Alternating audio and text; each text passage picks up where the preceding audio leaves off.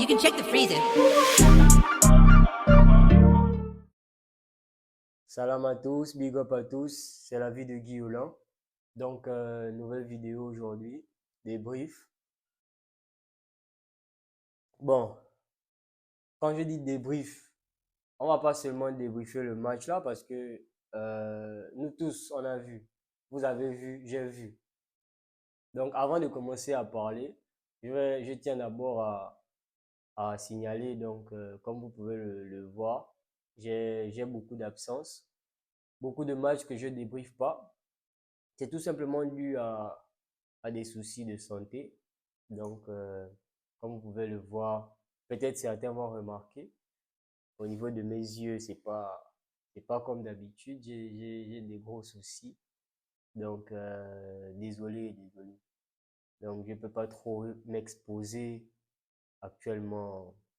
C'est à cause de ça.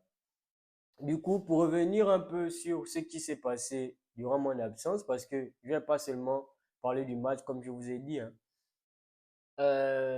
S'il faut parler globalement du Real et se baser sur ce qui s'est passé ce soir, le Real est tout simplement éclaté. Quand je dis le Real est éclaté, le Real ne propose rien. On est nul en fait. On est nul. Actuellement, on est vraiment nul.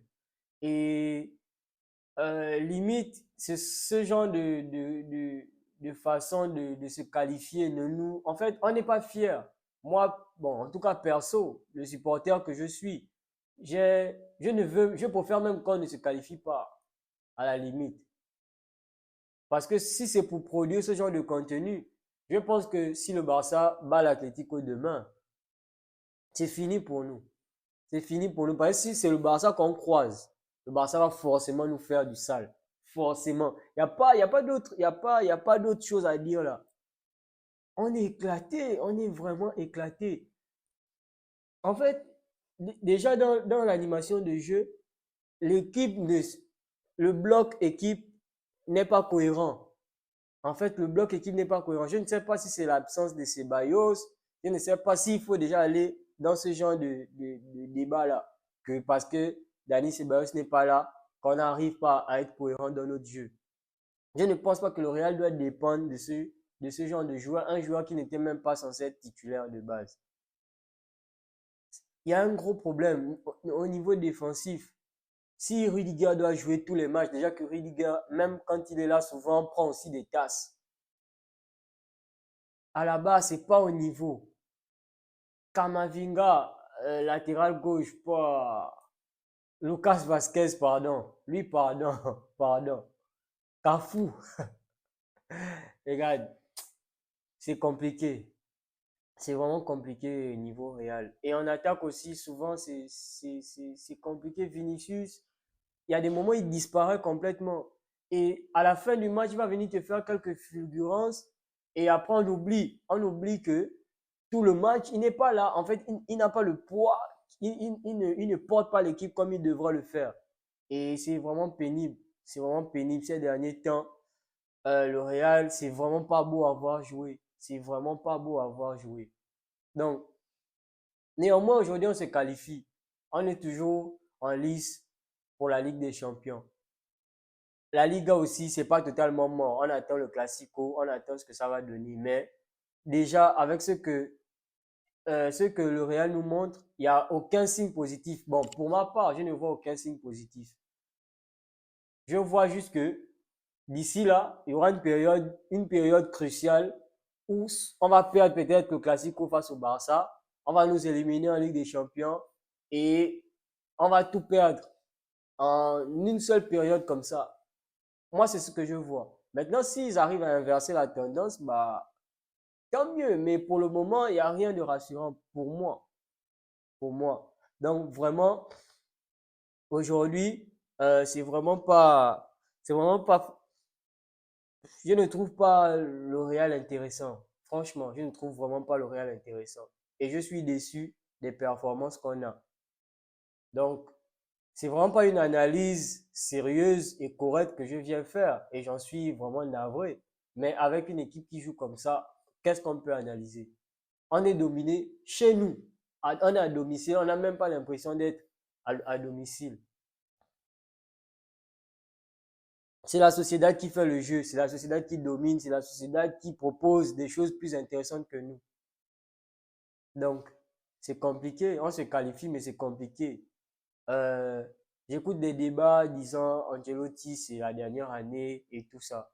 Vivement, vivement en fait qu'il y ait un changement parce que franchement, c'est compliqué. Franchement, c'est compliqué. On parle d'Alexander Arnold et tout. J'espère bien qu'il va venir changer quelque chose. Mais pour le moment, c'est vraiment compliqué. Donc, entre-temps aussi, pour ne pas que les supporters barcelonais qui me suivent se fâchent, désolé de ne pas parler du Barça, mais le Barça, en tout cas, en ce moment, c'est l'équipe. Moi-même, quand je regarde le foot actuellement, c'est le Barça que je préfère regarder jouer. Excusez-moi hein, pour les Madrilènes, je suis madrilène comme vous.